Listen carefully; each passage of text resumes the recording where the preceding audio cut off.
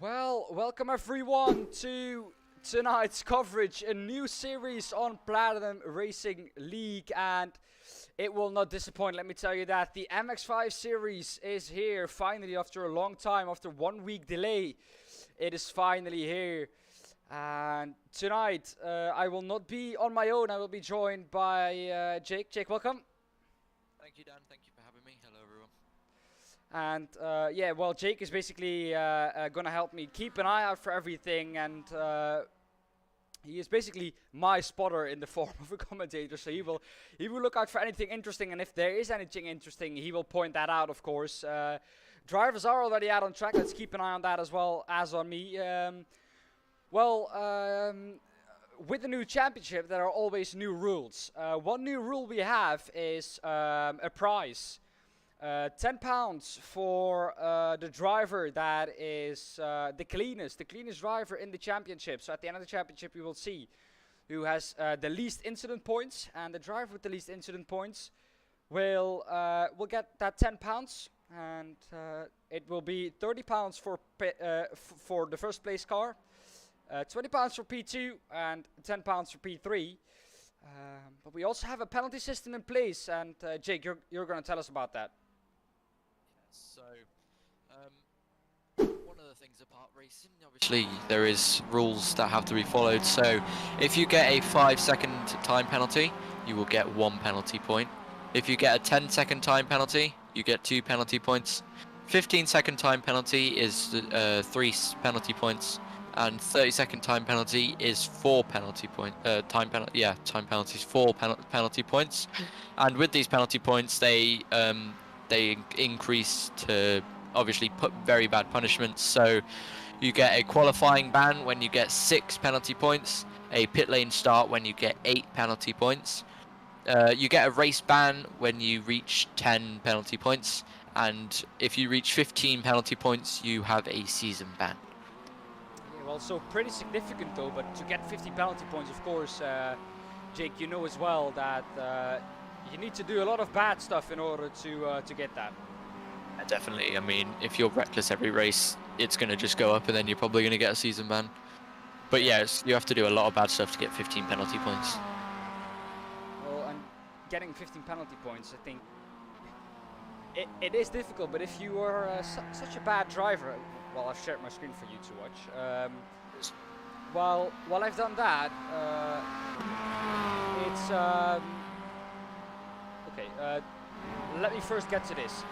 The sound is good now. Sad I can't be racing today. Will be in next week, says JMR120600. I don't exactly know where that is. But yeah, sad you can't race with us here today, mate. But yeah, you have luckily some nice coverage to watch, because I think we will have some cracking racing tonight going on, and the coverage is all live here for you on the Platinum Racing League channel. But like I said, you're gonna have to be very naughty, I think, to get those 15 penalty points. And I think when you get them, before that, you will long and gone, or you will be long gone with a ban from PRL, because it will have to be all just pure being unlucky or being clumsy, because 15 penalty points gets towards the point where you're kind of almost doing it intentionally. Yeah, definitely. I mean, there's no logical way that you can accidentally get 15 penalty points. Of course. We have, of course, the new cars out on track today. Mazda, something that Platinum Racing League has never done. A car that is in the heart of every iRacer, because of course you start with this car, and well, let me tell you that, or let me tell you this. This car, when I started with it, because I still remember the day I got iRacing. It was during the evening, and I was like, well, I have a PC now, and the first thing I downloaded was, of course, Windows.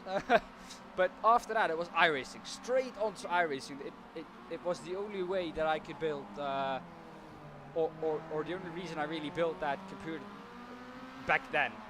But yeah, it's the Mazda MX-5. It's so addicting, and I think that is why still a lot of people, even though they're not rookies anymore, they still drive in it quite a lot. Yeah, definitely. What do you think about the MX-5, Jake? I quite like it. I mean, it's one of them cars that you can kind of throw at a corner, whereas when you get higher up in iRacing, some of the cars that you get, you're like the GT3s and stuff. We were doing Porsche Cup earlier, Dan, and you have to be so careful with some of the cars that you get. Whereas these things, you can chuck them at corners, basically. Yeah. They can take a hit. They can take. Yeah, they can. They're basically a dodge 'em of iRacing. Yeah. Also, an introduction is the new overlay we will be using. I think everyone likes it. We have the bar on the bottom that tells you where every driver is. Of course, we have two Hobsons in this sessions. We have Aaron Hobson, which is family to Martin Hobson. But yeah, Martin told me he's definitely the slower of the two. Try our race. Welcome to the broadcast, and it's James M. Richardson who can't be racing with us today. He says will be me next week. Just wanted to see how everyone goes, seeing as I can't actually be there. Yeah, well, it's sad to see that you can't actually be here, but I think everyone will get on fine. We have 5 minutes left of practice, and then we get into qualifying. Do you want to lead us through the races, Jake? How it's set up? Yeah, sure. So we start off with the qualifying. We then go to a heat race, which lasts, I believe, about 15-20 minutes. Then we go on to a 5-minute warm-up where people pit, maybe grab a drink or something, and then we go basically to run to the toilet. Yeah, all that hard racing, and then we go back out on track for the last half-an-hour race, I believe it is. Yes, a half-an-hour race where you have to stop. Yeah, you have to pit, and then that is the feature race, and then we are done, sadly, after that. Yeah, well, we have to wait until the week after that once again. Yeah. What do you think? Of course, by the way, for everyone who wants to know, this championship is run of the rookie of the iRacing rookie calendar. So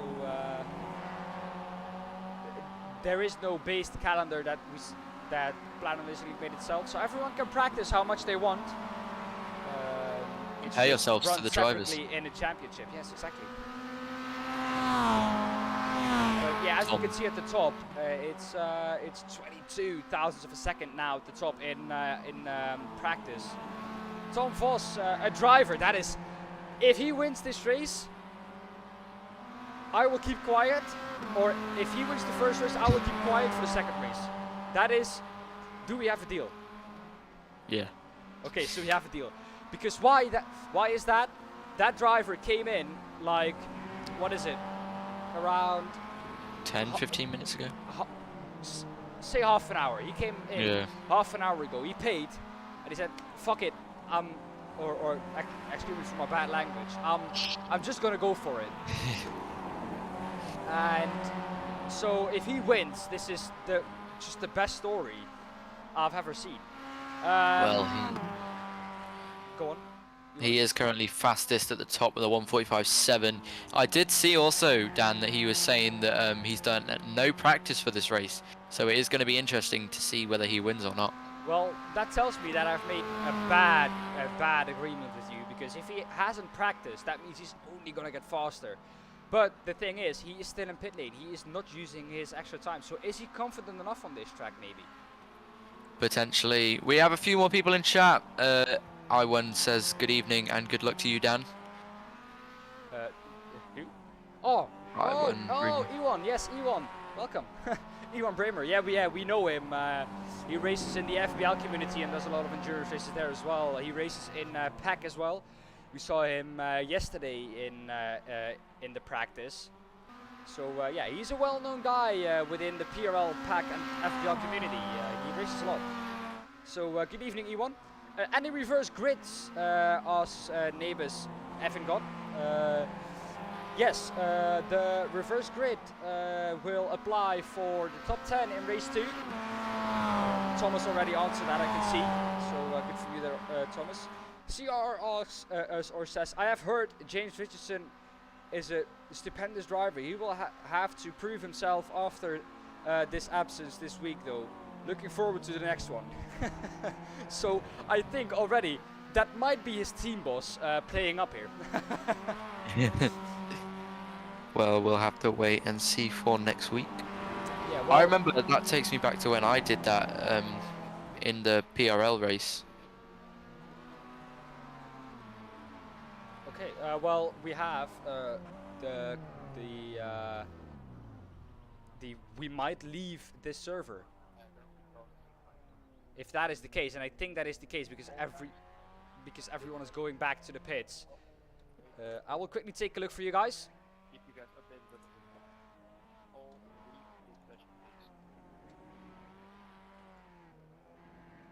I will quickly take a look.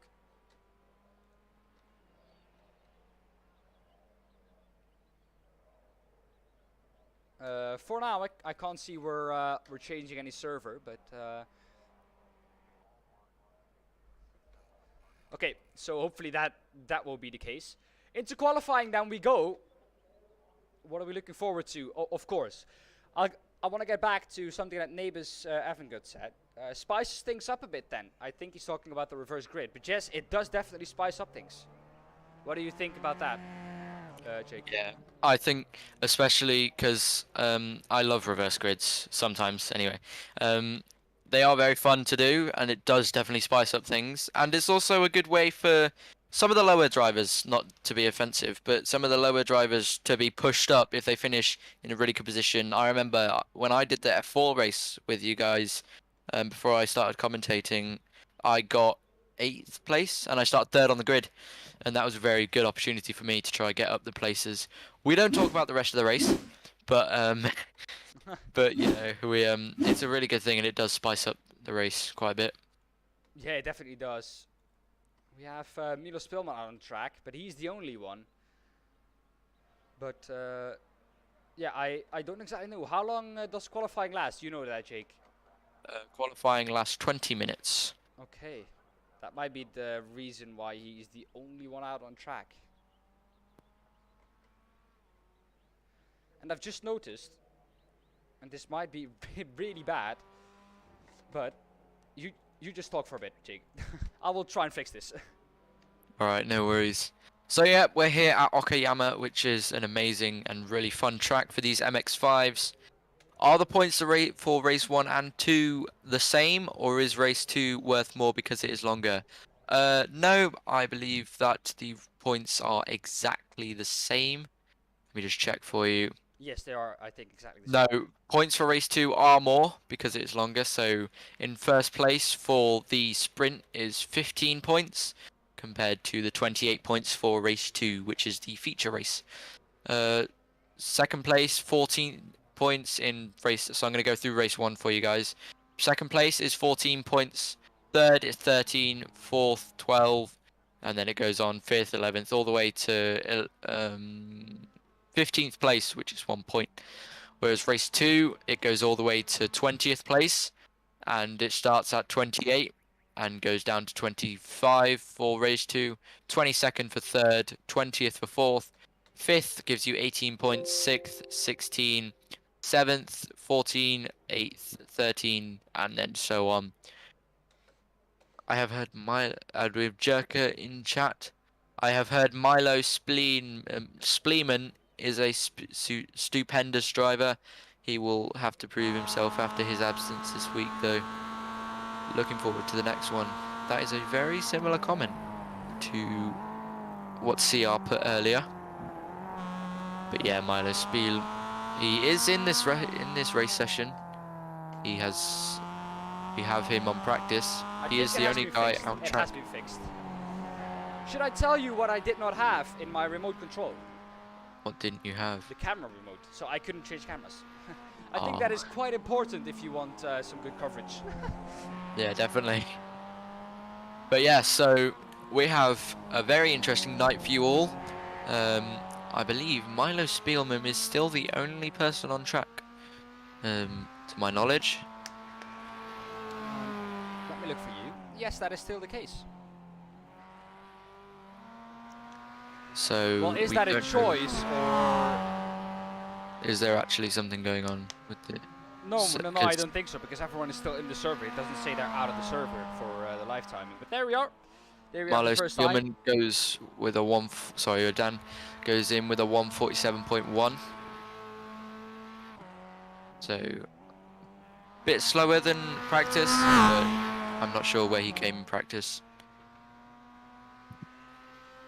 As we have Christian Novak coming out on track. So We saw, I think, a 1:45 in practice, didn't we? yeah, 1:45.6, I believe. So around a mid 45. Yeah. So around the 1:45 mid. So that's what Yeah. we will be looking to do, as we have now Christian Novak out on track as well.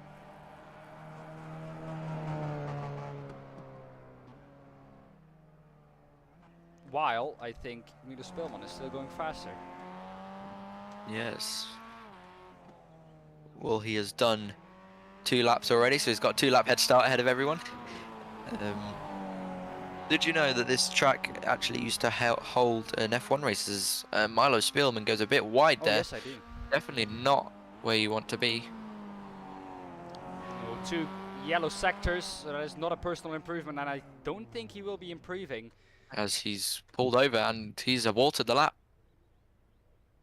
As did Christian, I think. Why is Christian standing still in the middle of a straight? Okay, there he is. He moves again.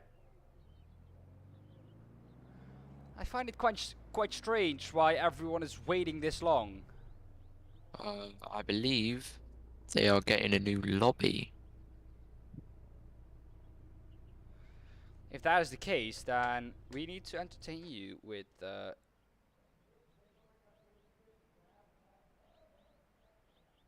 okay, so we will need to get into the new lobby. Meanwhile, you will have to do with my beautiful face then, because of course technical difficulties for the guys at PRL. We will try and fix this as quick as possible. We apologise for any inconvenience, guys. The session is just a new session that is on there.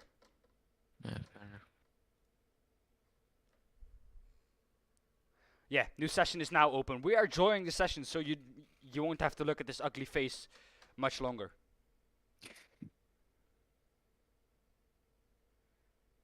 Shall I join it, or shall I just go off your screen? You can go off my screen if you want to.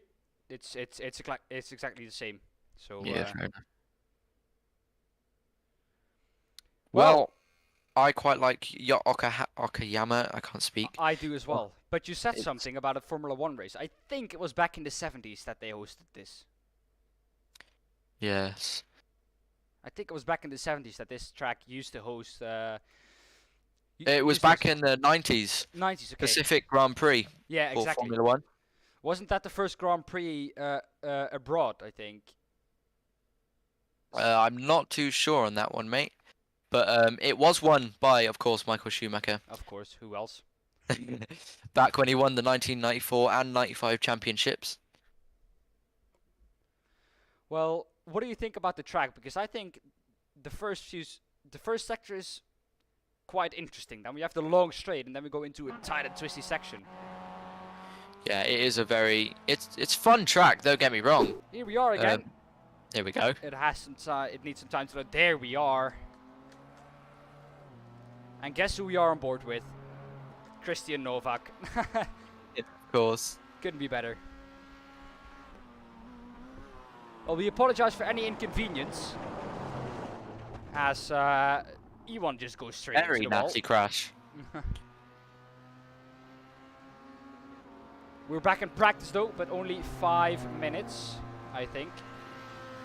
We have 3 minutes 30 to go. No, 2 minutes, 2.5 minutes or so to go.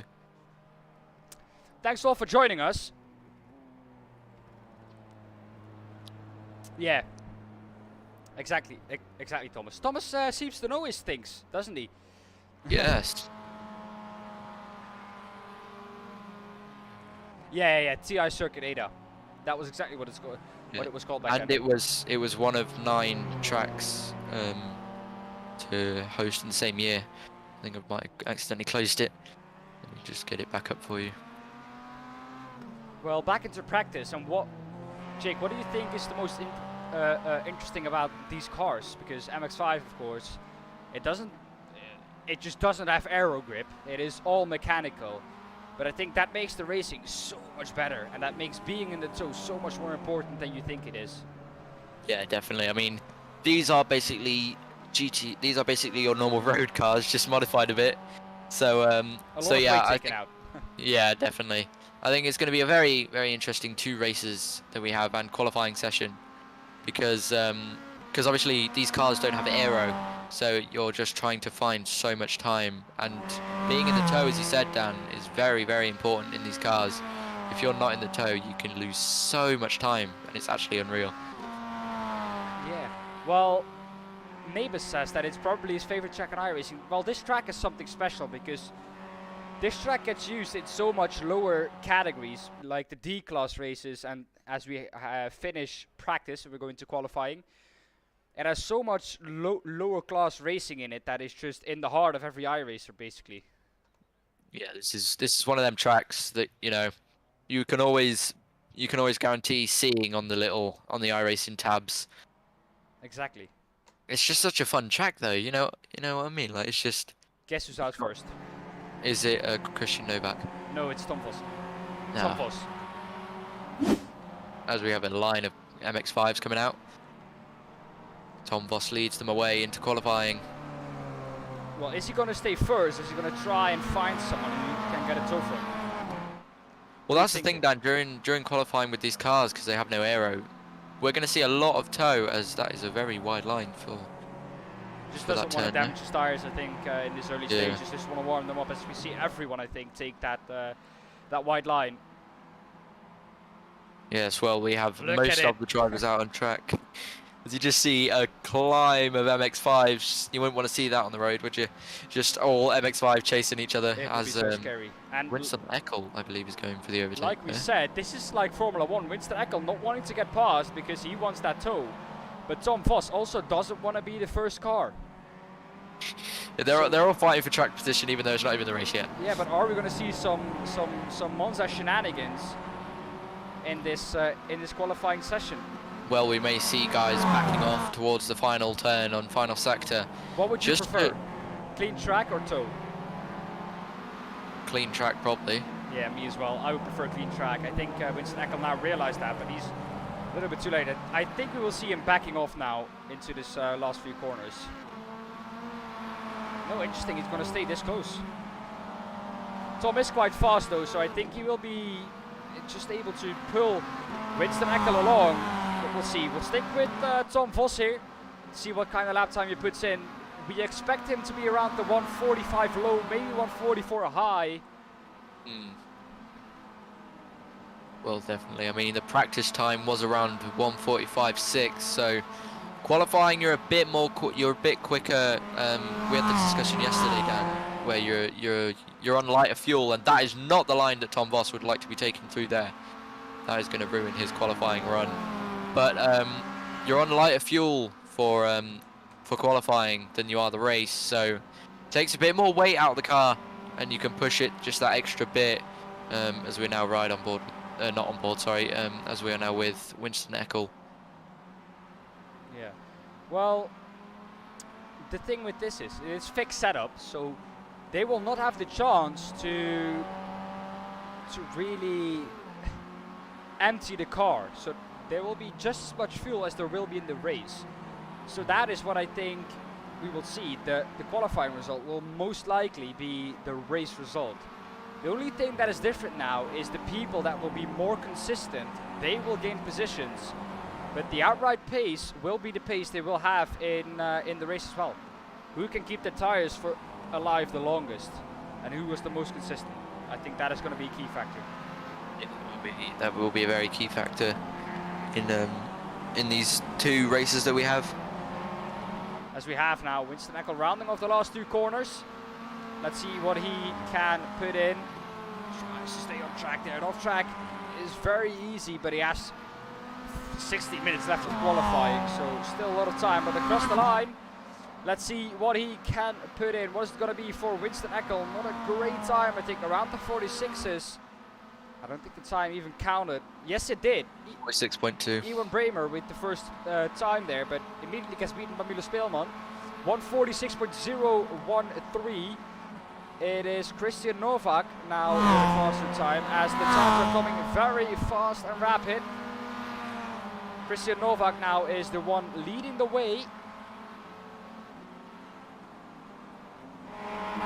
Is that, as we've already reached practically 45 mid, so I don't think Tom Voss has set his time yet, so he was the guy quickest in practice.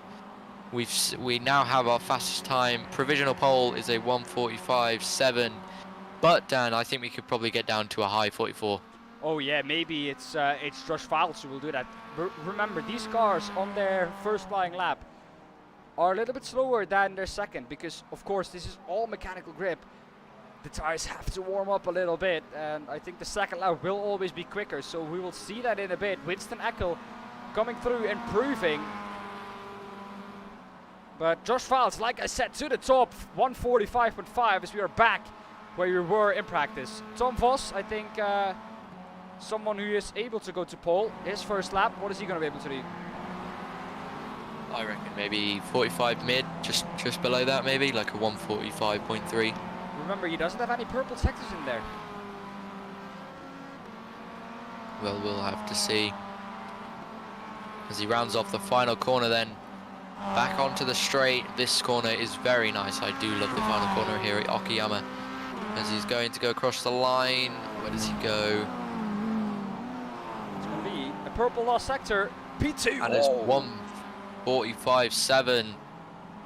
So around the mid 45s, that was practice time, I believe, 1:45.6. So wait a second, Jake. We have Thomas coming across the line. Purple sector 1. Behind him we have Daniel Segley also coming across the line. For Thomas, it's going to be... I don't think that time count. I don't think that... Yes, it did. P6 it is for him. Daniel, where is he going to be?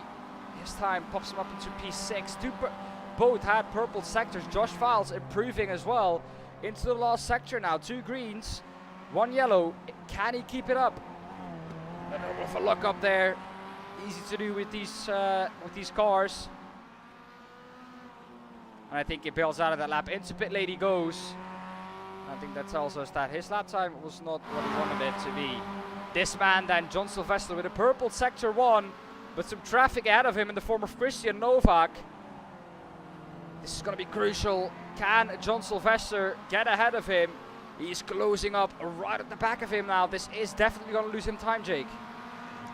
yeah, definitely. Well, I mean, traffic is good, but sometimes you want to get in that toe just a bit closer. But there is that turbulent air that comes off the back of these cars, don't forget. So if you're in that turbulent air, then that is not going to be very good for your lap time. Yeah. Well, let's see what he can do. He had a purple sector 1. Sector 2 is yellow. Let's see what he can do in sector 3. Sector 3 also yellow. 4. What is it going to be for him in sector 4? Winston Eckel stays 11th fastest. Ivan Bremer also 11th fastest, and there goes. I think Christian Novak. Was that a little push there, Dan, from That might have been. John Sylvester? That might have been, but he stays 3rd. He stays 3rd. I think that cost him a lot of time. Aaron Hobson, a man who I expect to be up there quite strongly, but it seems like he can't find the time at the moment. Just behind him, we have Miles Owens as well, who is in 13th. But with a purple sector, Aaron, he goes to a 1:45.5. Excuse me, a 1:46.1. Miles Owens aborts his lap. Winston Eckel, what can he do? Martin Hobson, he hasn't set a lap time yet, so I think he's on an out lap, but let's see what he can do. Yes, well, these tyres do take a lot longer to warm up than most cars because they are practically normal road tyres.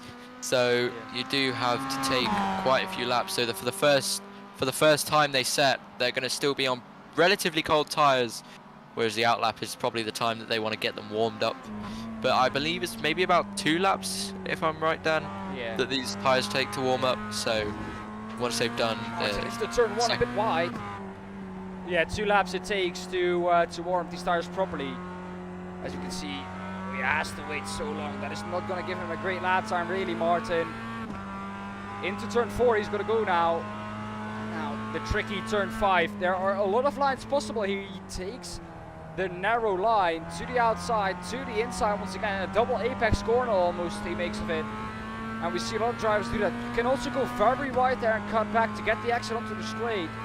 It is really what you prefer. I don't think any kind of strategy is faster. But now we have the long straight to check some social media, and then we drop into turn 1, brake just after the 100 meter. I think around 75 meters into turn 7 we go tight right-hander, then into turn 8, the left-hander downhill off camber, really easy to go wide here on the exit, touch the dirt and go off track. Then we have the left-hander of turn 9, also very tricky because you do not have a lot of runoff. It's curb and then grass, then into turn 10, very tricky as well. All very, very twisty here, this last sector. Turn 11, a sharp right-hander, a lot of understeer because you go uphill, so the weight is really at the back of the car. Then we go into turn 11, another right-hander, and then turn 12, which is another right-hander. Also downhill off camber, but you can run a little bit wide here. A little bit more runoff here after the curb before you touch the gravel. And then we get back to the start-finish straight. And that is a lap for you around Okayama, and that was a lap time of, let's see it, for Martin Hobson. It didn't count. Great. Winston Eckel though improving behind him. Oh, also some traffic. And that is, I think, Iwan Bremer ahead of him in number 036 Mazda.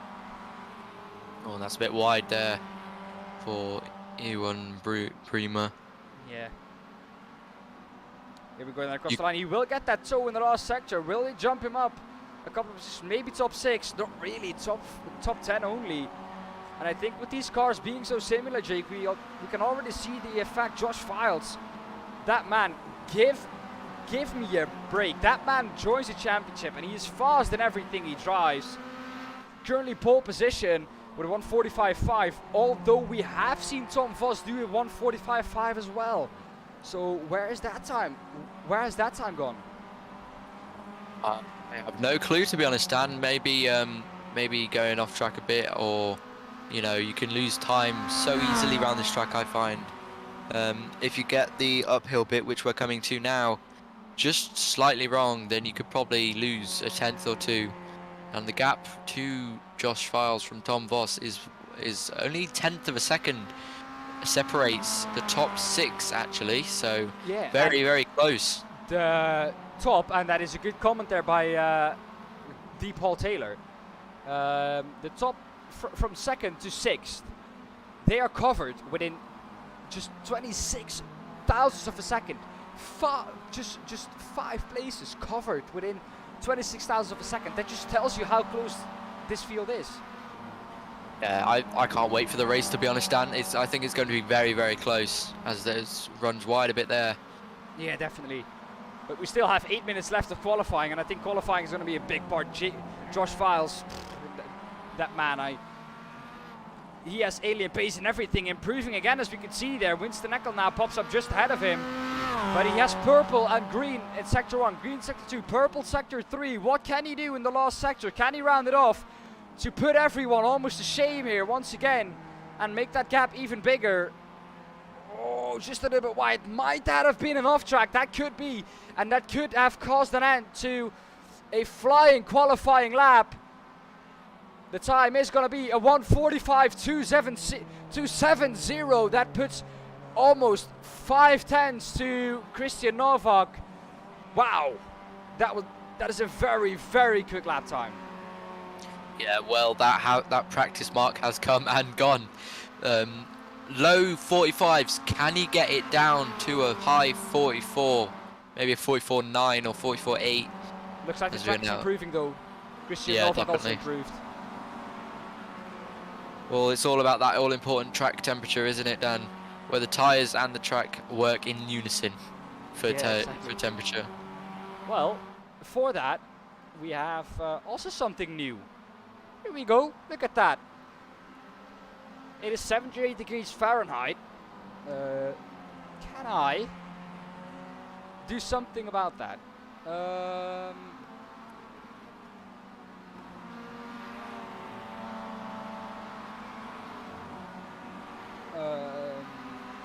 Well, as we are now with Miles Owens. Yes, I can. There we go. That's a- Track is 26 degrees. That is actually a very good temperature, I believe. Yeah, it definitely is. And it's providing us with some very good lap times. This Christian Novak, purple sector 1, green sector 2. This might get very, very close to the top once again. Purple sector 3. It's Josh Files just ahead of him, not improving. Here we can see on the bottom Christian Novak with a purple sector 1 and a purple sector 3. Can he get down into the 144s? That is the question, Jake. Yeah, well, we have been saying, haven't we, Dan, throughout this session, can drivers get down to a high 44? Are we about to see Christian Novak do it as he comes out the final corner? And he's now onto the long straight.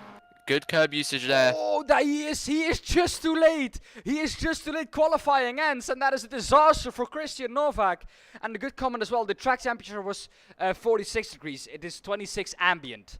But we have a starting grid for you. Look at this. Jake, you're gonna get us to the starting grid. Alright, so pole position is Winston Eckel, followed by Ian Bremer. Milo Spielman comes in at third place, just ahead of Daniel Sedgley. Sedgley, is that how you say it? Yes. Fifth is John Sylvester, and keeping him company is Thomas Burling. Seventh is Tom Voss, the guy that we saw quickest in practice, only seventh fastest for him. Eighth is Stephen Bird. Ninth, we have Christian Novak. 10th, Josh Files. 11th, Martin Hobson, ahead of Aaron Hobson. Claiming that Aaron's the faster guy? Well, clearly not in this case. Yeah. Well, I think Aaron was fastest, but I think it's just the way they've changed around. We have Miles Owens still in 13th. You weren't done. Steve Lowe at 14 and 15th Samuel Santos. But the field covered by 8 tenths. That is close. Very, very close. Yes. Well, how long can Winston Eckel keep all them drivers behind? It has been very, very close throughout qualifying and practice. I'm just excited for the race. Are you, Dan? Yeah, definitely. We'll see what these drivers are up to. We still have half a minute of gridding left, and that's a perfect moment to tell you about our sponsor. We have XIM Private Family Network as main sponsor for this event. We'll get into that in a bit. Starting grid is on. The 5 red lights are on now. And they're underway for the first race of this season. And who is that? Is that Iwan Bremer getting a very bad start? It is Winston Eckel with a very good start indeed. Leading into turn 1 side by side. Milo Spielman together with Daniel Sedgley. Milo Spielman seems to lose out a bit there. It's Daniel Sedgley just ahead in the yellow and black liveried Mazda. But the black and blue with white livery comes back up the inside. That is Milo Spielman. Can he keep it up the inside? Around the outside, a bit further back, it's Thomas Burling together with Tom Voss as well, I think. Tom Voss will be looking to get through the field very quickly here because he is a very quick driver. Tom Voss already up into 5th. And now down to the long straight we go. It is still Winston Eckel leading, but going for the wide line there. That will give him a little bit more speed onto the straight, but does not really matter with Daniel having the slipstream, Jake. No, well, I don't think it is. I think it's been a very, very interesting start, and Thomas Burling there having that little incident. I don't think he caught onto that, Dan, but just in the background, he had a crash.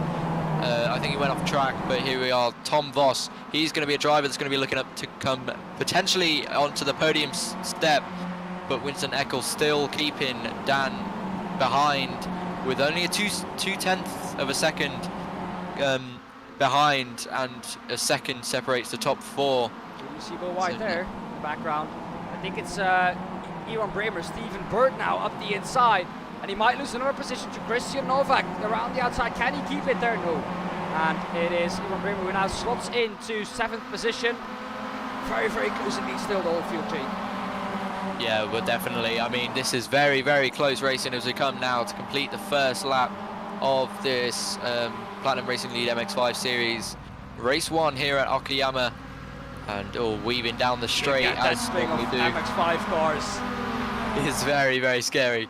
As we come now, Winston Eckel leaves them back into turn 1 for the start of the second lap. He still has Daniel behind him with 0.2 of a second as Josh Files gets ahead of Steve Lowe.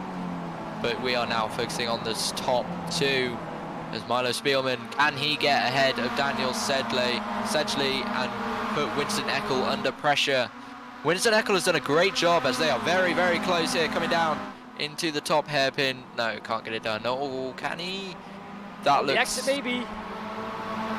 He's alongside. Can he keep that speed? Winston Eckel should have the best exit speed because he took that wider line. But it looks like they are side by side going into the sharp right-hander into the hairpin. I think Winston is just ahead. Can he cover that inside? If he can't, I think it's going to be Daniel up the inside. Yes, it is. He is still there. Can he keep it pinned to the apex? Yes, he can. And this Winston's going to lose 2 positions to middle Spillman as well. Around the outside, well, can he cover it off? Yes, he does. Very neat and tidy there from Winston Eckel. Only loses 1 position. But that has now put middle Spillman off, and that has put John Sylvester with a chance of overtaking Milo, Jake. Yeah, well, that was a very tight one, Dan. I thought Winston Eckel was going to lose 2 positions as Milo Spielman goes down the inside of Winston Eckel, gets the position done. Can Winston Eckel come back on this? Oh, a bit too far back, I reckon, Dan. But yeah, this has been a great opening 2 laps. I don't think Winston will be happy with that. He got forced out of the way a little bit too much there, I think, by Milo. And I think he, if he can, will repay him that favor. Yeah, definitely. I mean, Winston Eckel is a very quick guy, and I don't think he's going to be happy at all with this 3rd lap here at Okayama. He's right on board now with John Sylvester. Can he get an overtake done on Winston Eckel? He's going to look down the inside into turn 1. Can he get the move done? Yes, I think he has. That is John Sylvester up into 3rd, but I believe Winston Eckel's going back on the inside. As we go now into turn 3, going down into turn 5 here. I don't know, I've got my corner names all mixed up. But we go into the long straight before the uphill climb, as we are now with Christian Novak, some guy that was very quick in practice, but only 7th at the moment. Tom Voss has got ahead of John Sylvester, as Winston Eckel now under pressure from Tom Voss. A very quick guy, Tom Voss, who was quickest in practice. How is he going to put Winston under pressure here? The gap is only 0.3 to the leader for Miles Spielman and Daniel Sedgley, as Tom Voss, I think, is looking down the inside of Winston Eckel. That is a very late move from Tom coming out, but Winston Eckel has that inside line. Yeah, definitely. I think we have a very interesting incident here. We're really going to look back at the incident from Thomas here. This is what happened at the beginning with Thomas. Down the inside there, and just goes off track, and that is his race done. That was one of the favorites, I think, for victory this race. That is his race done very, very early on. Yeah, it's very, very sad to see, but I think it just clipped the glass there. As we see Tom Voss going down the inside of Winston Eckel, but I think he's a bit too far back for this corner. Well then, he has a long straight now coming up after this corner, and he has the better exit. Winston Eckel with a very bad exit, and it's Tom Voss. Please don't tell me he's going to win this race, or I'll keep quiet for the rest of this evening. But down the inside he goes then on Winston Eckel, and he has that move covered. He covers the outside. Winston Eckel has no chance there. Tom Voss up into P3. 2.2 seconds is the gap now to Milo Spiel, or to Daniel Sedgley ahead of him, and it's 1.6 to Milo Spielman ahead of him. Yeah, well, definitely the pack is still very, very tight. We're only 5 minutes into this race. This is a 15-minute race, remember, Dan, and these drivers will hopefully remember that in their mind. But they provided with some of the great entertainment so far, as the gap is still closing to P1. 0.4 of a second between Milo Spielman and Daniel, as we are now with John Sylvester. Can he go down the inside of Stephen Bird? I think he's a bit too far back for this corner here, but we are continuing on. And that was nearly a move, I believe, from Stephen Bird on Winston Eckel. What is Winston Eckel doing today? He's gone wide through there, coming now onto the long back straight. And that's a bit wide there from Tom Voss. Is Winston Eckel going to make advantage of that? I think he is. They are side by side going through the hairpin. Can he get, but Tom Voss is going to have that inside line. Does he cover it off? Yes, he does. Nicely done. And Winston Eckel has lost 2 positions. He's also lost it to Stephen Bird. But I believe Winston Eckel, they are side by side, just has to slot back in there. Coming down to the final corner, onto the final straight. And Winston Eckel get back ahead of Stephen Bird. He has lost 5 positions. The man that started on pole is now in P5 as we go now with our leader of this race. As Milo Spielman looks down the inside, but is a bit too far back into turn 1. Yeah, of course, Milo Spielman closed up a lot the last few laps. Last lap he was again a tenth faster, but now he's all over the back of Daniel. Can he make this pass? Maybe into turn 6. We'll have Potentially, to look. he is definitely keen. Milo Spielman does definitely not want to be held up by Dan anymore. He wants to get into the lead of this race, but we were talking as he looks round the outside. Is he a bit too far back? Yes. We were talking about this, weren't we? That you want to stay. The slipstream is so powerful in these cars that you want to just stay behind a driver. As you see the train of MX5 just coming over the hill. What a sight that is. It's incredible. Milo Spielman now, can he go down the inside? He definitely tried it. He's going to go a bit wider. He's going to go for the cutback. He missed the apex completely there, so that is going to lose him time. And in the background, meanwhile, it's Stephen Bird putting pressure on Tom Voss. Tom Voss is closing up to Milo ahead of him and Daniel. And I think the longer Milo will be behind Daniel, Tom Voss will be gaining. And I think once Milo gets ahead of Daniel, I think Tom Voss can say bye-bye to the victory, because Milo will just peace out there. Yeah, definitely. I mean, that is the thing in racing, isn't it? Once you start defending, the guys behind will quickly catch. As we see Miles Owen looking for a move there on Josh Files. He does not want to be behind Josh Files for much longer as they go nearly side by side. Miles Owen just has to back off there a bit as he's going now onto the start straight. Can he get past on this very long straight down into turn 1? Is it? Yeah, Josh Files is way out of this. He's 3.4 ahead. Oh, okay. My bad, sorry there. Still side by side into turn 1 though. Can Martin get ahead? He's definitely alongside. He's going to have to give him the room in the 88 Mazda. Can he keep it around the outside? Not really, but he is still there on the inside now. There's a left-hander, so he has the inside. Can he keep it pinned? Yes, he can. And is that move done? It looks like. But now it is Steve Lowe trying to overtake Martin, or trying to overtake Miles Owens as well. Can Miles get back up the inside of Martin though? This is a great scrap. A great three-way fight. Is Miles going to shoot wide there, but not really. He can keep it pinned to the inside. That is going to give him a little bit less of exit speed. And now maybe can they make it 3 wide onto the long straight. Steve Lowe definitely very close, and there he goes to the inside. I think Martin will cover the inside. I think they will go back to single file now.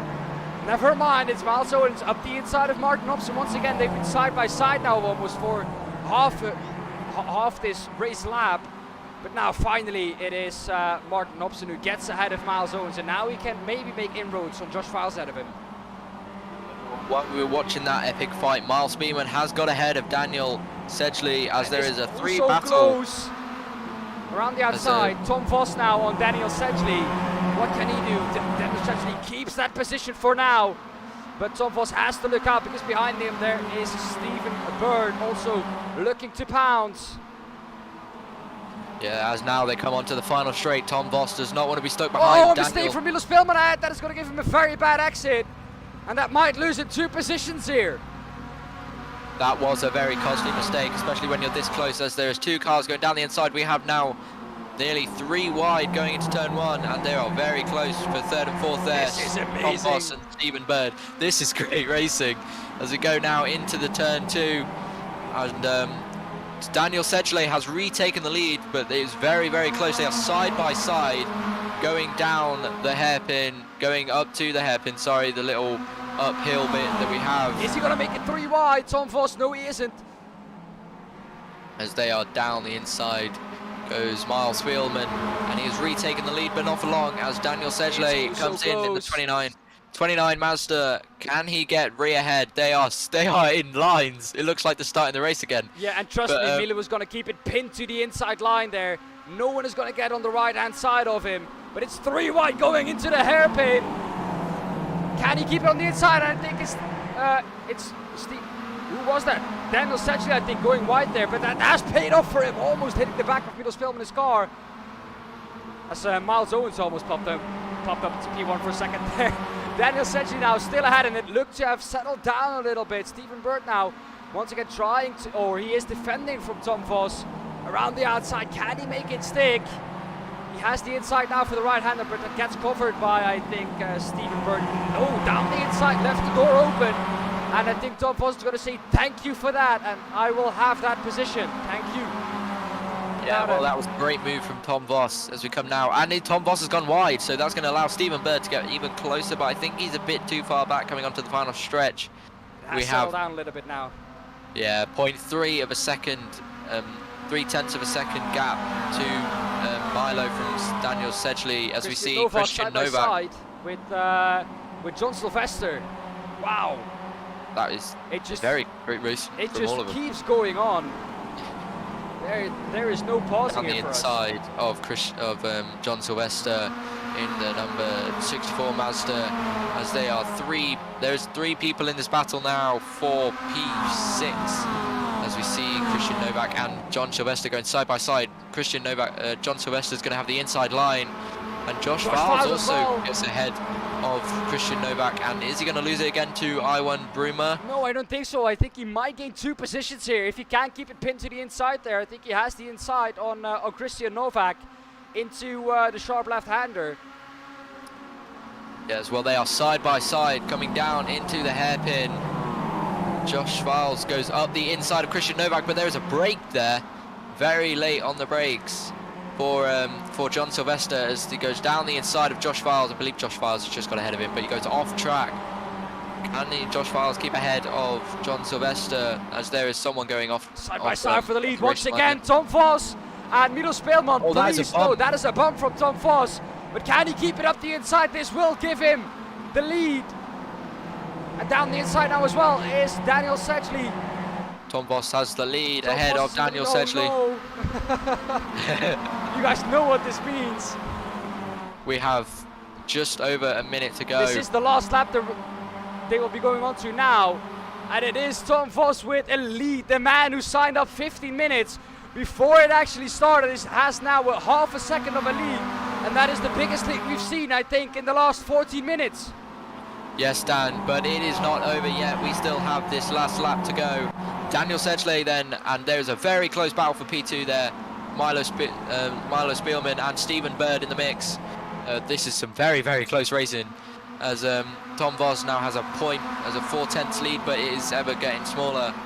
As we see now, Stephen Bird, we run on board, and you can just see how close the cars are in front of him. Milo Spielman, Daniel Sedgley, sorry, under pressure from Miles Spielman. As they go back onto the back straight, can Milo Spielman get ahead of Daniel and potentially challenge Tom Vos? Because Milo, if you remember, Dan, was in the lead of this race, but now we have as Milo Spielman around the outside of around Daniel. the outside. Can he Well, that keep was it? so close. I don't think he gets that. I don't think he gets that. He might lose a position to Stephen Bird as well. Now, and he is still down the inside, so he can force him wide, and he does. But a great switch back there from Stephen Bird. Now he has the inside, and he has to give him room. Winston Eckel around the outside, looking there as well. And Stephen Bird might lose that position to Winston Eckel if he can keep it pinned. Down the inside, Josh Files as well. Stephen covers that off nicely. But Winston Eckel gets forced wide onto the grass, and he loses that position to Stephen Bird. But it's a great fight for the lead. Daniel maybe with a last launch down the inside. Can he do it? Please go on, Daniel. Come on. I think it's Tom Vos who will come through to take victory here in the first race of this season. Yes, it will be Tom Vos. Second will be Daniel Sedgley. Milos Spillman just ahead of Stephen Bird. Just behind that, Josh Files ahead of Christian Novak. Wow, I need a breather here. Wow. Well, Jake. That was a very interesting heat race there, Dan. Some very, very close action. Where was Winston Eckel, the man that was on pole position, dropping down to I can't remember what place he finished. We'll have a look at the result now. Here we have it for you. I will run you through it. It is Tom Vos who wins, and I will not keep quiet in the next race, because you know what? It is absolutely amazing, so I do not want to keep quiet. I want to shout as much about it while I can. Daniel Sedgley in second, just 2.5 times behind that. Milo Speelman is in third, fourth, Stephen Bird. Oh, so close. And you can see the top 9 over 15 minutes covered by less than 4 seconds. Less than 4 seconds. It was a very, very intense race, Dan. Josh Files, the man who got pole position into P5, he struggled a whole lot, I think, in this race. Don't you think so? Yeah, definitely. I mean, Winston Eckel as well. We saw him drop down from pole position to very low 9th. So I don't know what happened there to Winston Eckel. Maybe we'll have a chat to him later. Yeah. We have seen what happened to Thomas. We've already seen it. He put his inside wheel on the grass, got touched by, I think, the car on the outside, and spun into the tire barrier on the right-hand side into turn 6. Luckily didn't hit anyone. But yeah, we will swiftly continue. Christian Novak, the man who looked very, very fast in practice, 6th in the race, 2.3 seconds back only. And I think with this field being so tight, you can't really say anything with this race. I think we will have to see until the 30-minute race to really see who's on top. Because, wow, oh so close. Ivan Bremer behind John Sylvester in 7th and 8th. They were separated by only 0.4 of a second. 9th was Winston Eckel. And like we said, the top 9 covered by less than 4 seconds. Then we have a little bit further back Martin Hobson ahead of his family member Aaron Hobson. He said to me that Aaron was way quicker in an MX5, but proves that when Martin does his practice, he is a very fast guy.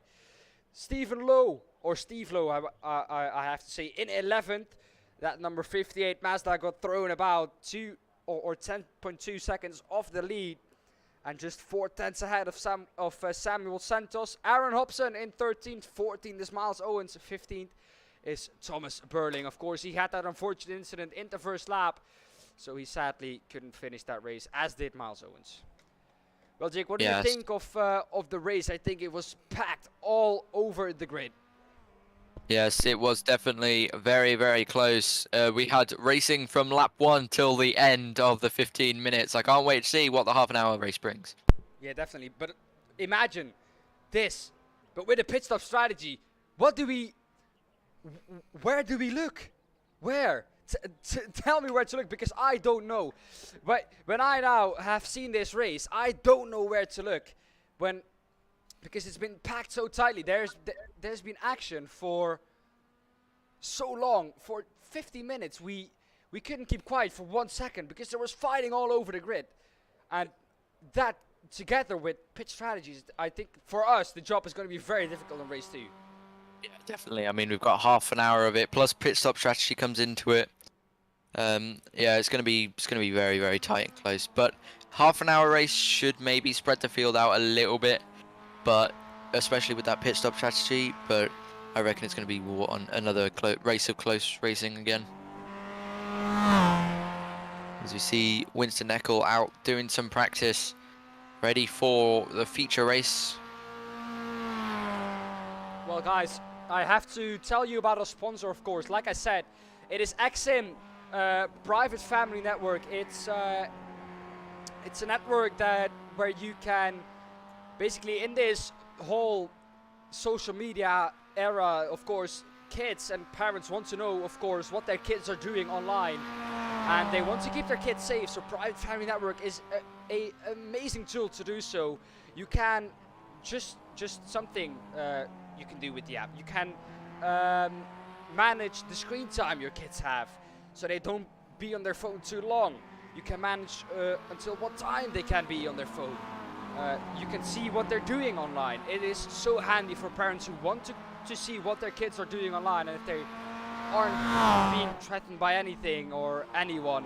And I think it's a very handy tool. But I think we've come also to the end of our warm-up now. And I think, Jake, that means that we do have a new grid for I think. Well, it is a top 10 reversed grid I for think the this future. is. I think, Jake, we were wrong with that. I think now it is who qualified on pole position will get the... Never mind. Okay. Okay. Go on. Go over the grid.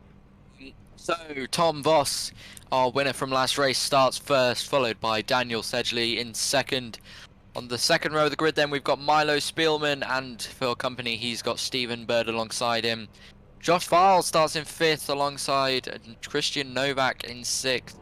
Seventh goes to John Sylvester. Hang on here, grading is already done. I did not expect it to be done this early, but we do have the start now. It's lights out and away we are for the second race this evening, and it's Tom Voss with a very good start. Into T1 they go.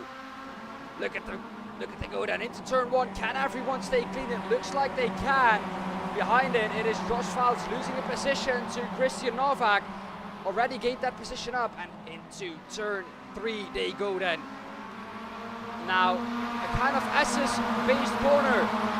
Like I said, very tight as we have a battle for the lead. Tom Voss side by side with Daniel Sedgley. This battle was close for, or at the end of the last race as well. 2/10 was in it at the end of the race, and it is tight once again. Behind that it is Stephen Bird together with Milos Pelman as well.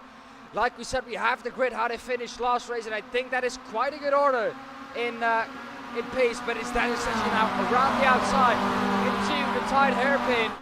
Can he keep it around the outside, or is Tom Voss gonna outbrake him? It looks like he is. Down the inside he can keep it, and that is Tom Voss, his position. Behind that it is Milos Pelman ahead of Stephen Bird, side by side still. Around the outside, he's gonna have to carry it.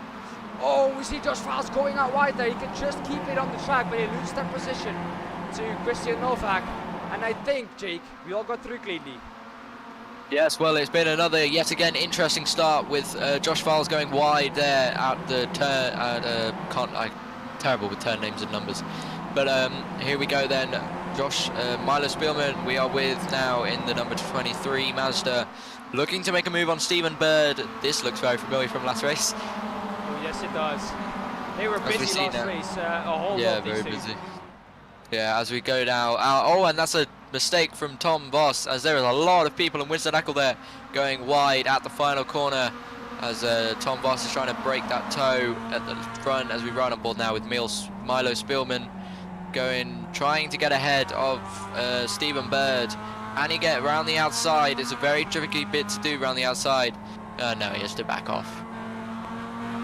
But now we can see that there is the biggest lead gap we have seen yet, Dan. 8/10 separates Tom Voss from Daniel Sedgley as we go up now to the uphill bit, and Stephen Bird looking for a second there down the inside of Daniel Sedgley as Miles Owens gets ahead of Thomas Berling, and Steve Lowe gets ahead of Ewan Primer. But that is a battle going on just there. We are currently on board with Milo Spielman going down the back straight, and that is Christian Novak looking around the outside for a split second. Down the inside goes Milo Spielman though on Stephen Bird. Can he keep it there? Yes, he can. Slight look up from Milo Spielman. Still on the inside is Stephen Bird though, but around the outside, Milo Spielman, can he keep it there? Yes, he can, and now he is finally ahead of Stephen Bird and can chase down Daniel Sedgley ahead of him. Yes, well, there was a slight lock up there going down the inside, as Christian Novak is now looking down the inside, and he is on the inside of Stephen Bird going up into the... Yes, and now Stephen Bird has the inside line. Josh Valls also getting involved there. Is Christian Novak going to lose two positions? I think they are side by side going round into the final corner. Jesus, as Christian Novak has to settle in there, but Josh Valls just on the inside, as Josh Valls and Winston-Eckel go side by side, coming down the final straight up into turn one here. Josh Valls, I believe, is going to back off here on Winston-Eckel and wait for a good opportunity to look down the inside for a split second, as Christian Novak and Stephen Bird are side by side going into turn two. Can he stick it? Yes. Oh, there's a bump. That's a touch, and that is Christian Novak, I think, with a lot of damage on his car. And I think that he's lucky to continue. Yeah, well, that was a nasty bump there, and he has lost his right rear view mirror, and as we see him losing lots of positions now, and that was a very, I don't even know what happened there. I think did he get pushed? There was a bump. I know that there was a bump. Here we go then, just going down the inside. That's Josh Files going off. And then down the inside of Josh Files, he keeps position ahead, but as they come now back round on the uphill section. Here we have the incident, I think. So we are then side by side with Steven. This gets pushed out wide. Yeah, that touch was just enough to keep him, to put him into the barrier there. Very unfortunate. But we still have some racing going on here. Christian Novak down into 9th now, but the gap for the lead has once again come down. Yeah, well, as we saw Winston Eckel drop down. What has happened to him? Into the wall as well, or just onto the grass? We will take a quick look. This is what happened to Winston Eckel. So coming down then. Oh, just outbraked himself, I think. Just outbraked himself. They're carrying way too much speed going into the uphill section then. Very unfortunate there for Winston Eckel. He didn't have a good race either, as and into I the believe pits he goes. Now, well, this could also be a pit stop. That is what I wanted to talk about. This could be very, very interesting because the drivers have around 20 minutes of fuel on board. So I think this is way too early to make your first pit stop. Yeah, definitely. I mean, we are only 5 minutes in, going up to 6 minutes now. You want to be making your pit stop around the 10-minute mark, because then you have the remaining fuel for the rest of the race. As we see, John Sylvester under pressure then from Christian Novak after his little incident there, and he's down to 8th place. As they go down now, going into the hairpin. Raymer down the inside of him though. Oh, because we have all kinds of issues with the cameras. But he tried it down the inside, but he's gone wide. Can he get the comeback? Not really. Christian Novak can keep ahead. And I think, Jake, that we have settled down a little bit more than we did last race. It's still very, very close, don't get me wrong, but the race has settled down a little bit more now. Well, I said that, didn't I, Dan, just before the race started? I said that half an hour is going to be quite a long race, but I think I said that they were going to settle down quite a bit. And they'll also be managing, because they've got fuel to think about now as well, haven't they, Dan? So they haven't got this push, they haven't got the limiting 15 minutes to push and get as many positions as they can. They're going to try drag out their fuel and drag out the tyres, because you want that all-important pit stop to play off in your hands. Oh yes, of course. And the pit lane entry will be so important, because like you saw, with a gap of 2.5 tenths last race, that could be the difference between braking at the 50-meter mark for the pit stop and braking at the 40-meter mark for the pit stop and slowing down in time. It could be that small difference. And to answer your question, Thomas, do they not get 30 minutes of fuel? No, they don't. In race 2, they have to pit. It is made like that, so they can't finish the race with the tank of fuel. As there's an overtake there from John Sylvester. Side by side, I think. Yep, side by side with Martin Hobson. Just can't quite get ahead of him going uphill here. They're on the back straight now. They are. No, John Sylvester just has to slot in just behind him. Been an interesting race so far then. Tom Voss still leading with 9/10 of a second as John Sylvester gets ahead of Martin Hobson. Oh, but they outbraked themselves. As did, I think, Martin Hobson. 3 wide into the left-hander, and someone has got to give, and that is, I think, Martin Hobson and Christian Novak. They're now side by side. Can Martin Hobson keep it down the inside? If he can keep it down the inside, I think he has the favourable line into this left-hander, but he can't. Or can he? No, he can't. He has to give that position away. It looks like Christian Novak has been that little bit quicker as well. But he has still, as you can see, that right-hand side mirror hanging off. Yeah, so he still definitely has some car damage from the earlier incident. As we go down now into the final corner, Christian Novak, I think, will have to settle for 7th, as there was a slight mistake in the background there from Martin Hobson. As we see now, Josh Files trying to go down the inside of Miles Spielman. Can't quite get the move done into turn 1. Can he come back at turn 2? As Miles Spielman goes very wide. As no, he can't. He has to settle for 4th. He has a long run onto turn 4 now. So he he can take his time. I think it's turn 5 actually. Turn 5 then, a long run down the inside. Can he keep the inside line? He can, but it is Milos Wilmot still ahead. Now they're side by side. Milos Wilmot a little bit too wide into that corner. And now maybe it is Josh Fowles who can keep the inside line into turn 6, the hairpin. And if he can do so, I think that is position done and dusted. Yeah, definitely. This has been an interesting battle so far as well with these two, as Josh Fowles just gets ahead of Miles Spielman, but Miles Spielman comes back as Josh Fowles now down on the inside of Miles Spielman, a bit wide there, but we ignore as we come back on now to the straight, which is the long left-hander, and then now we are going onto the straight up to the hairpin. Can Miles Spielman come back out Josh Fowles? Josh Fowles having a great race so far, as we are now with Thomas Burling. Iwan Bremer, that name I'm going to struggle with, as we are now with him trying to make a move on Martin Hobson. I think he's a bit too far back to start making moves yet, but he does have the long back straight to try get ahead as we come now down round the final corner, coming on to that final stretch. Can he get ahead of Martin Hobson? No, I think he's a bit too far back. See the gap here from P9 to P10. That gap has been ever growing, but the last lap it came down considerably, and it comes down once again.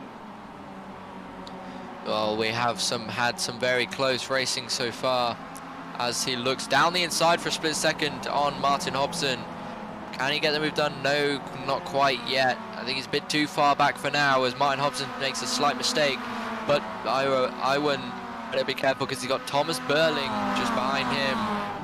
Has he? No, never mind. I'm looking at Martin Hobson. They've got similar liveries to two in front of him.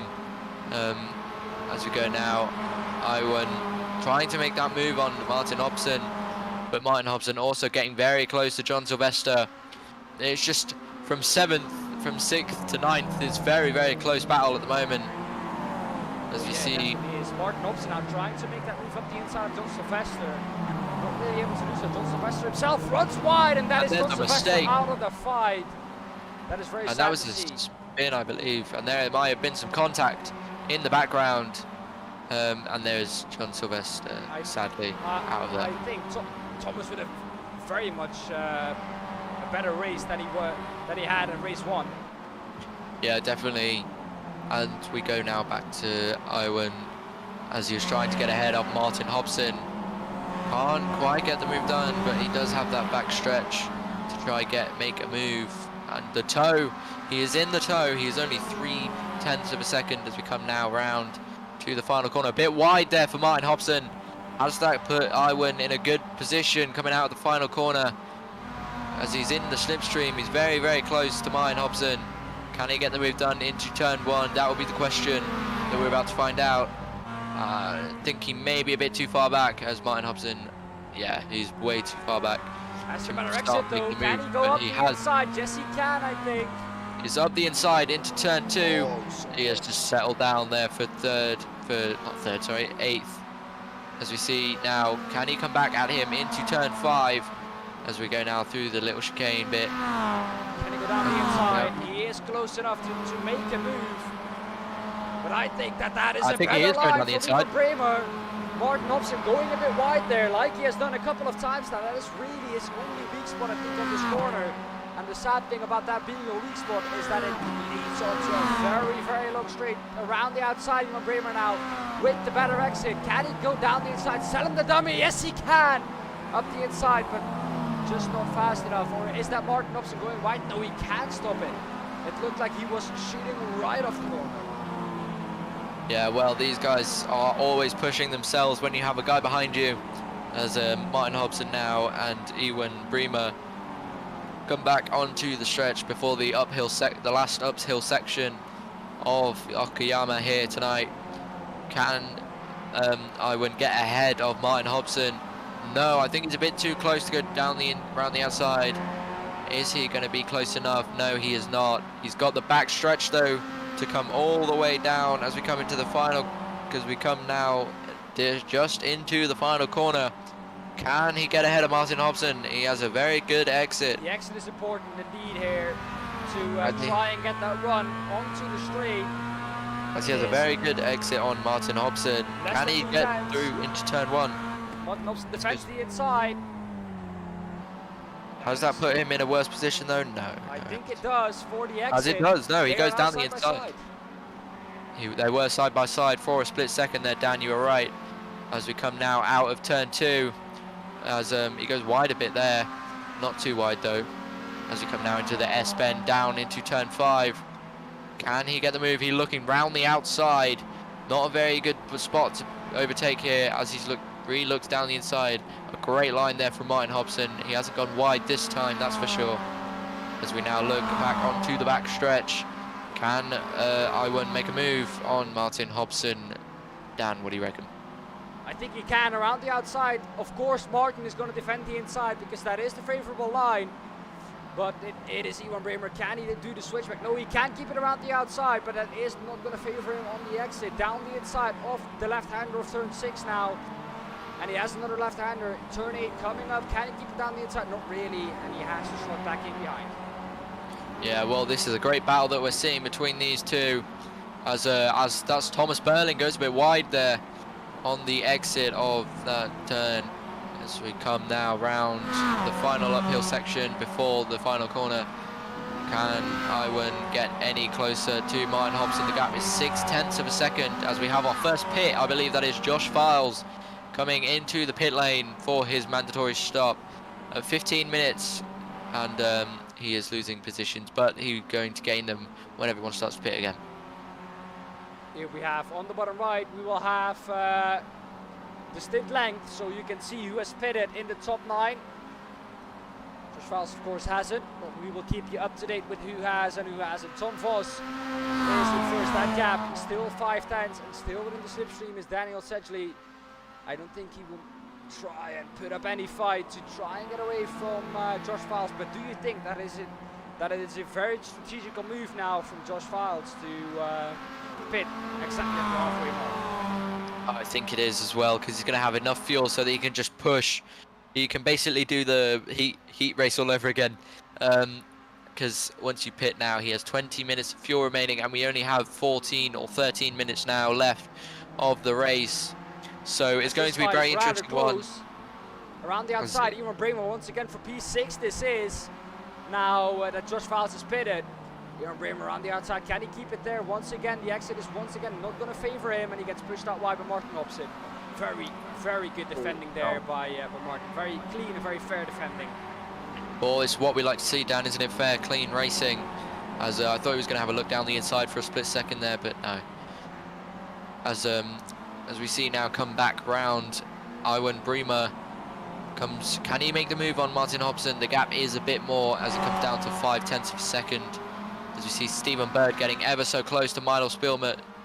Can he make a move down into the final corner? Well, he has that long final straight to make a move down into turn 1 as we go now on the final straight onto turn 1. Can he make a move as Christian Novak there goes a bit wide on the exit of the final corner? They are ever so close, 0.2 of a second in it. Can he go down the inside? No, he can't. No pitters this lap. That is what I think interests me the most. I thought the top 2 would react to Josh pitting, but they don't. Josh going for the undercut. Well, we are with these two now, Milo Spielman and Stephen Bird. Is Stephen going to have a look down the inside? No, he's not. A bit too far back for this race. Can then Iwan Bremer have a look up the inside of Martin Hobson? He has been behind him for I don't know how long now, but he again has to settle for P11. Can he now then? Maybe into turn 6, the tight right hander. I think Martin misshifted a little bit there. That is why his speed suddenly dropped on the straight, as from the top 8 no one has pitted yet. Iwan Bremer around the outside. Can he keep it there? Once again, the outside is not going to favor him, but he is ahead now. So he should be clearly alongside on the exit. Yes, he is. And he's going to go down the inside. But again, Martin Hobson with the better exit. And now he might need to defend from Thomas Berling as well. Thomas Berling having a great race compared to his last one, which ended, I believe, 2 laps in. As we go now, 1 lap in. As Thomas Berling now trying to make a move on Iwan Bremer. as he's got now, Iwan does have struggle from behind now, considering that he only had Martin Hobson to focus on. He's now got Thomas Burling in that as well. I think that has given Martin Hobson a little bit of a breather as well, as we see the gaps all over the field just being a little bit bigger than they were in the sprint race.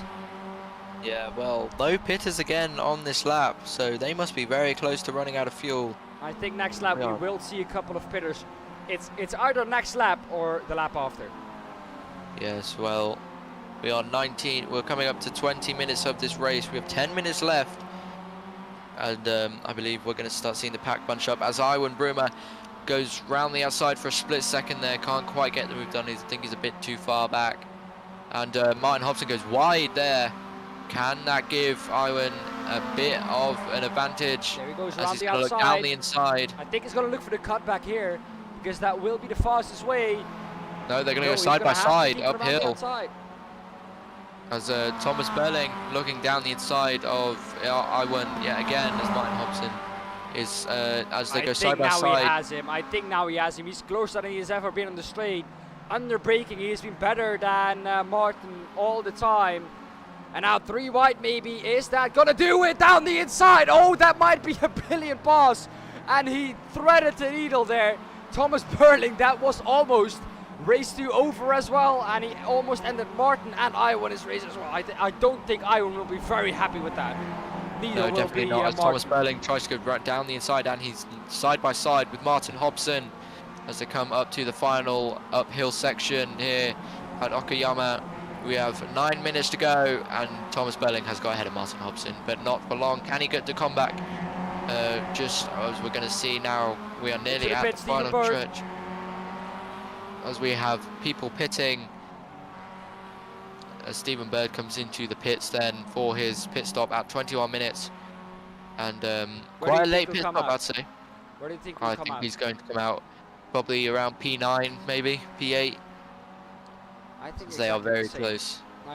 I think exactly the same, but let's see where he comes out in comparison to Josh Files, because that would be very, very interesting. But we have a fight in our hands. Iwan Bruma once again together with Martin Hobson, and it is the exact same fight. The only difference is that Thomas Burling is now ahead of these two. Yes, well, Thomas Burling having a spectacular race compared to his last one.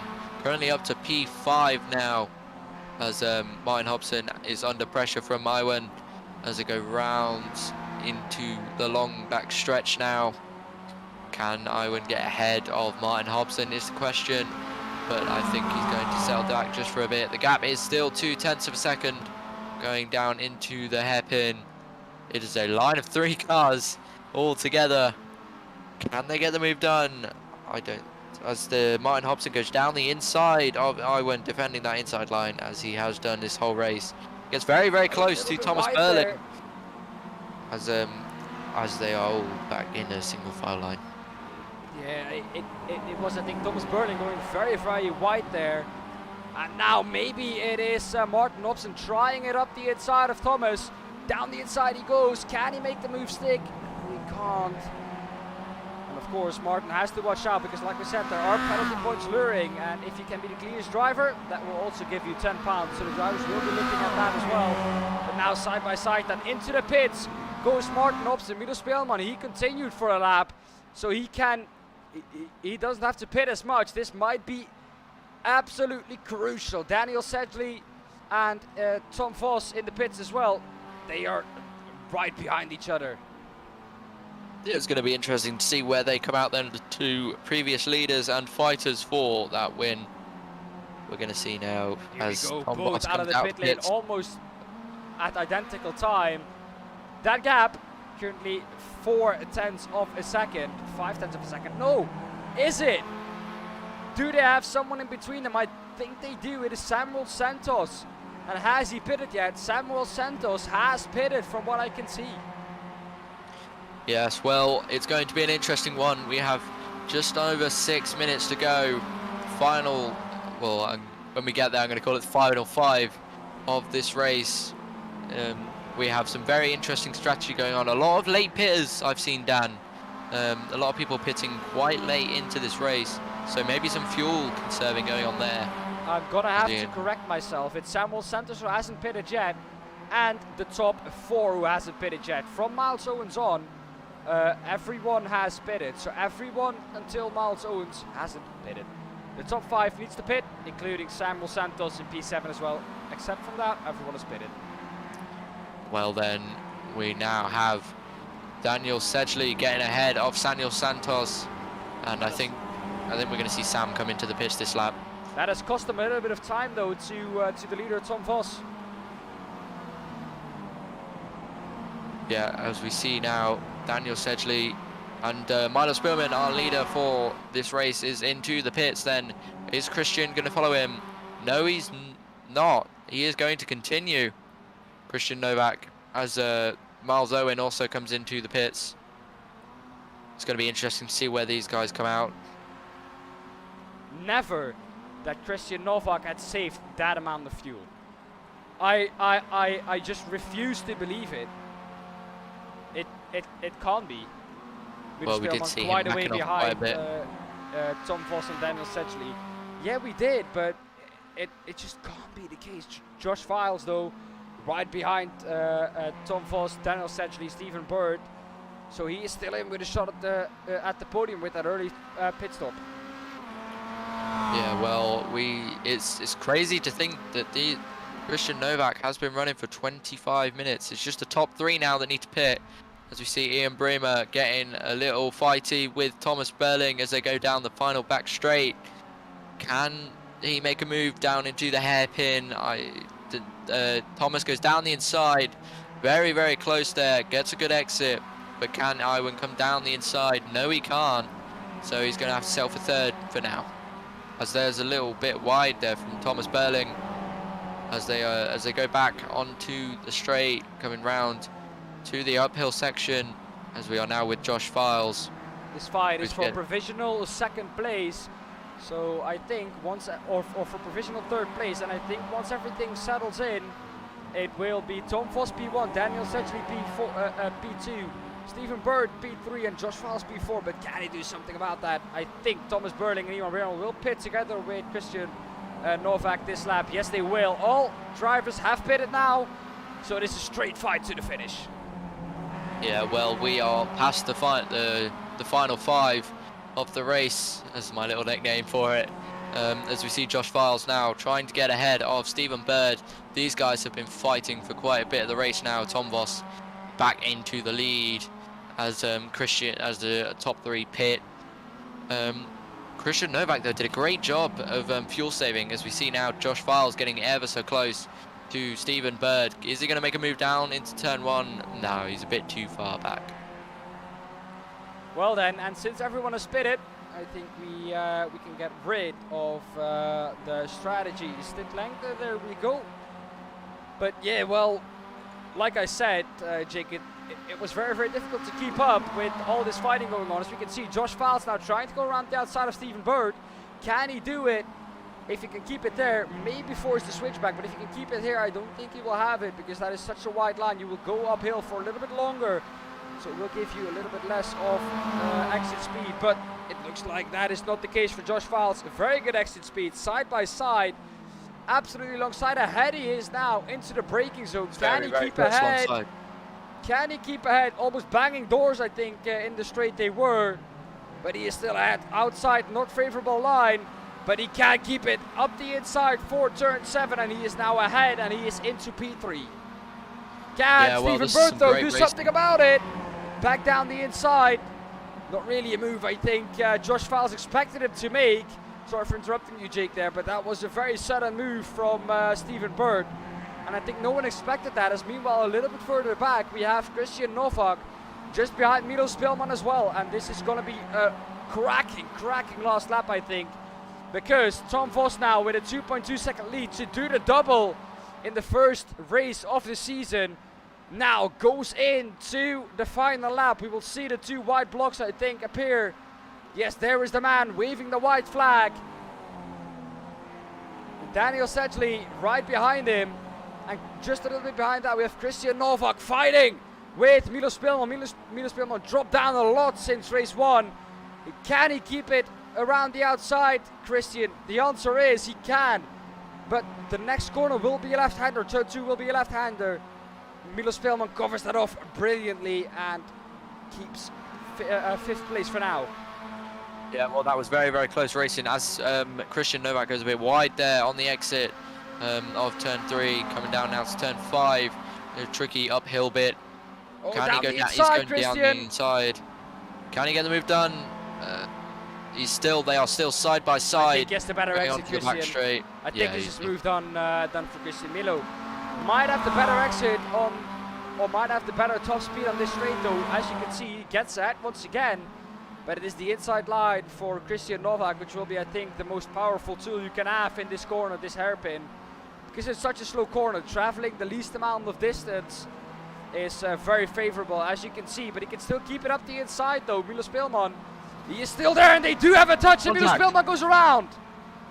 It is Milos Spelman around. Is he going to lose more positions to Thomas Burling anymore? Yes, he is.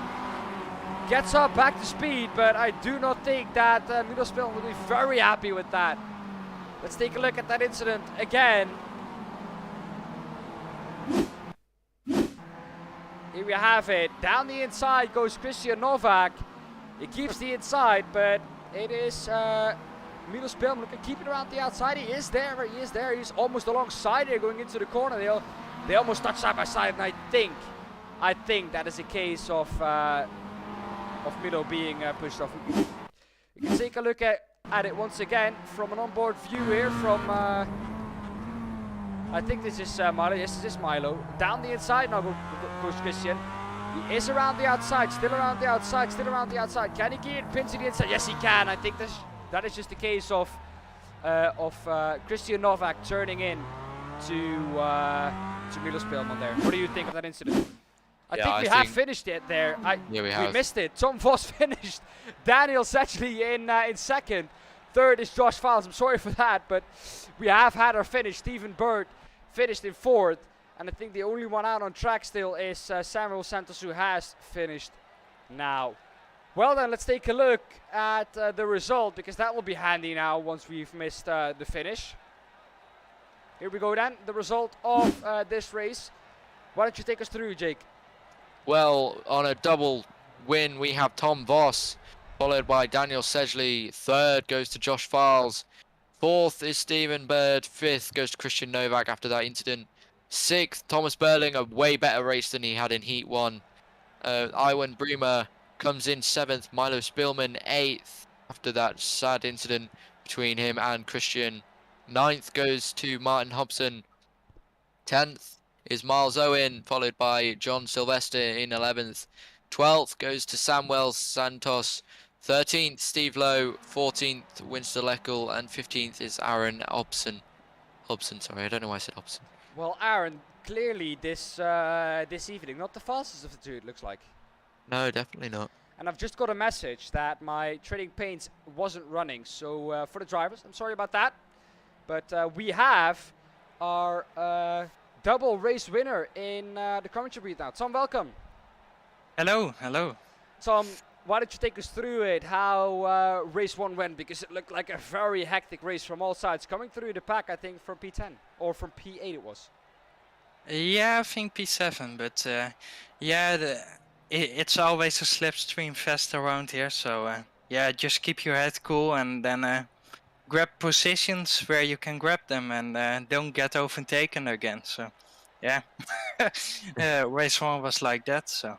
Yeah, well, of course, race 2 was a little bit more easy for you. You, I think, started on pole position, got a good run into the first corner, and I think from then on never looked back.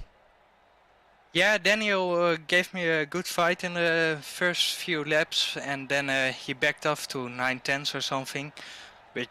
But you cannot get out of the slipstream because it's insane around here. But I knew if I kept it clean, I would still be in P1. So, and then we needed to pit, and I didn't practice the pit entry, so that was quite scary. I saw a line, and then I thought, oh shit, I need to go 60 here, and then no, then I went full throttle again to the normal pit entry. So yeah. Well, Tom, pit strategy. We saw that you pitted earlier than most of the people did. I think you pitted with a whole bunch of people, but you weren't the one running the longest. Did you have to pit because of fuel, or could you go on for a little bit longer?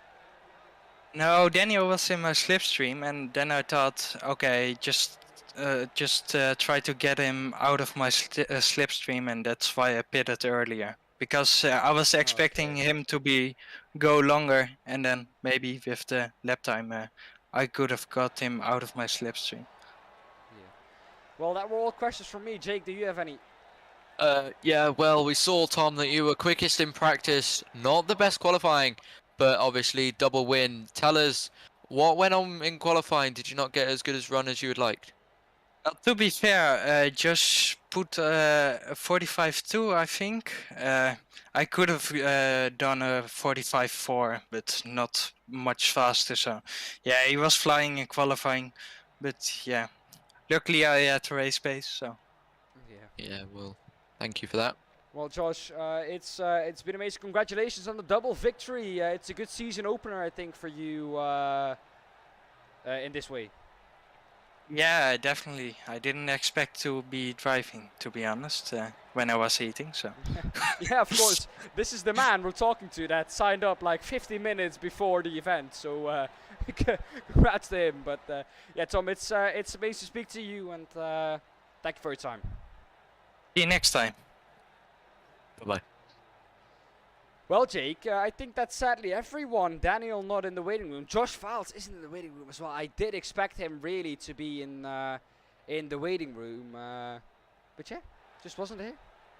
Yeah, well, it was a very good race, and I think, Dan, that it looks good for the rest of the season, that we have a very good championship fight on our hands between Tom Voss and Dan Sedgley. Oh yeah, I think we definitely do. I mean, you could just see race one that. Well, Thomas, by the way, if you're in Discord, join us in for an interview, because well, we haven't had the top 3, so we have place for other interviews. Jake, if you could keep an eye on the waiting room, I will keep an eye on the stream. But yeah, I mean, like we saw in race 1, I think it was so close, and you can't. There were 5 cars, I think, within 1.5 seconds at the end of it. Yeah, it was very, very close, especially in the first 2 or 3 laps of the race. We had so many battles. Heat 1 was crazy, because literally all of the drivers were together, as we see now, as we are joined now by Thomas Burling. Thomas, welcome. Hello, how are you doing? I'm doing well, thank you. Thomas, not the best start to the season so far. Heat 1, you had obviously that horrible accident, but race 2 came back. Tell us about it. Yeah, race 2 was really good. I was really patient for the first couple of laps. Stayed kind of right at the back. Got up to about 10th. Had a Phantom 4X, which was a bit annoying with a guy reversing at turn 8. But otherwise, yeah, pretty uneventful. I had a hairpin, someone rejoining at the hairpin that wasn't a great rejoin. But otherwise, it was an epic race. And that 3 wide, I'm sorry to the 2 teammates.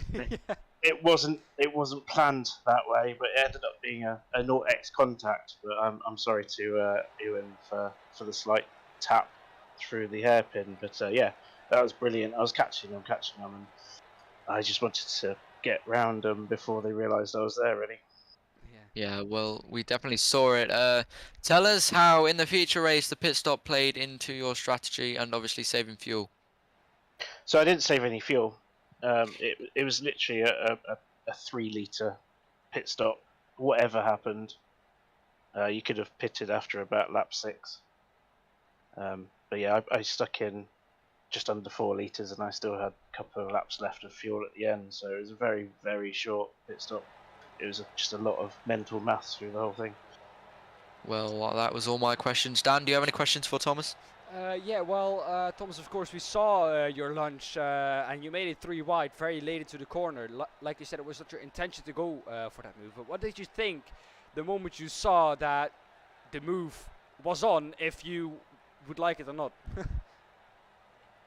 Well, the inside was covered, and the outside was covered, and I just wanted to kind of fill their mirrors, and unfortunately, I braked a little bit my braking point was just a little bit later than their braking points, and yeah, they kind of squeezed me in the middle. And by that stage, I just had nowhere to go. It was trying to thread it through the middle, which somehow I managed to do and save it and save the other two guys.